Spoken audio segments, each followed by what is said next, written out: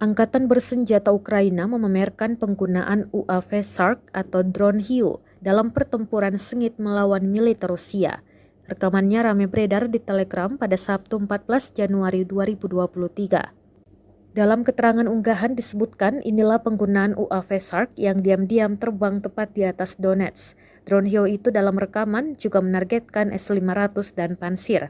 Drone tersebut memiliki kamera dengan 30 kali optikal dan tambahan digital zoom, dapat beroperasi hingga 60 km dari stasiun kontrol dan mengamati objek hingga jarak 5 km.